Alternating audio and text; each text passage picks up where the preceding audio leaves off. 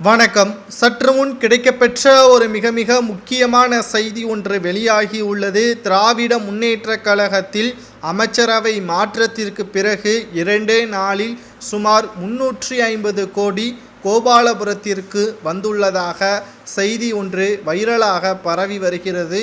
உண்மையான தகவலா? குறிப்பாக அமைச்சர் செந்தில் பாலாஜி அவர்கள் பதவியேற்றவுடன் டாஸ்மார்க்கில் செய்யப்பட்ட மாற்றமும் வைரலாக பரவி வருகிறது. கோபாலபுரத்தின் பணம் அதிக அளவில் குவிக்கப்பட உள்ளதாகவும், தற்பொழுது செந்தில் பாலாஜி அவர்கள் சிறைக்கு சென்று 15 மாதங்களுக்கு பிறகுதான் கோபாலபுரத்திற்கு அதிக அளவு மற்ற அமைச்சர்களும் பணத்தை கொடுப்பதாகவும் தற்பொழுது ஆதாரங்களுடன் இணையதளங்களில் செய்திகளை நம்மால் பார்க்க முடிகிறது. அதாவது செந்தில் பாலாஜி அவர்கள் அமைச்சரவையில் இடம்பெற வேண்டும் என்பது ஸ்டாலினின் முக்கிய நோக்கமாக இருக்கிறது.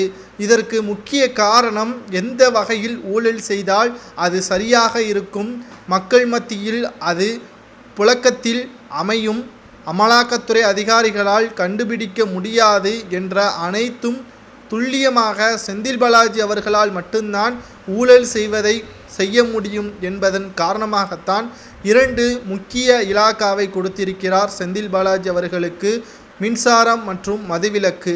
இந்த சூழலில்தான் தற்பொழுது மதுவிலக்கு ஆயத்திரு அமைச்சராக பொறுப்பேற்றவுடன் மதுபான கடைகளில் பாட்டிலுக்கு பில் வழங்கப்பட உள்ளதாகவும், முதலாவதாக ராணிப்பேட்டையில் இயங்கக்கூடிய 24 மதுபான கடைகள் ஆரம்பகால தொடக்கத்தை ஏற்படுத்தி இருக்கிறது. இதனால் பாட்டில் எப்போ தயாரிக்கப்பட்டது, எந்த இடத்தில் தயாரிக்கப்பட்டது, அதற்கான காலாவதியான தேதி என்ன என்ற அனைத்தும் இதில் அடங்கும். ஆனால் பாட்டிலுக்கு கூடுதலாக 20 ரூபாய் வசூலிக்கப்படுவதாகவும், அந்த 20 ரூபாய் பில்லில் அடங்காது என்றும் கரெக்டாக வருமான வரித்துறையினரோ அமலாக்கத்துறை அதிகாரிகளோ சோதனை செய்தால் இந்த சிக்கல் ஏற்படாமல் இருப்பதற்கு வாரத்திற்கு 2 முறை இந்த பணம் கோபாலபுரத்திற்கு கொண்டு செல்வதற்கான ஏற்பாடுகளையும் செந்தில் பாலாஜி செய்திருப்பதாக தகவல்களும் வெளியாகியிருக்கிறது.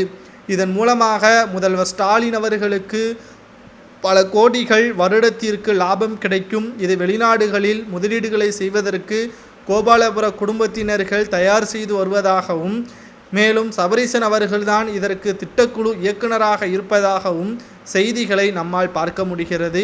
அமலாக்கத்துறை அதிகாரிகள் ஏற்கனவே அமைச்சராக பதவியேற்றால் ஆதாரங்களை அளிக்கக்கூடும். இதனால் செந்தில் பாலாஜி அவர்கள் சிறைக்கு செல்ல வேண்டும், அவரது ஜாமீனை ரத்து செய்ய வேண்டும் என்று புதிய வழக்கு ஒன்றையும் பதிவு செய்துள்ளார்.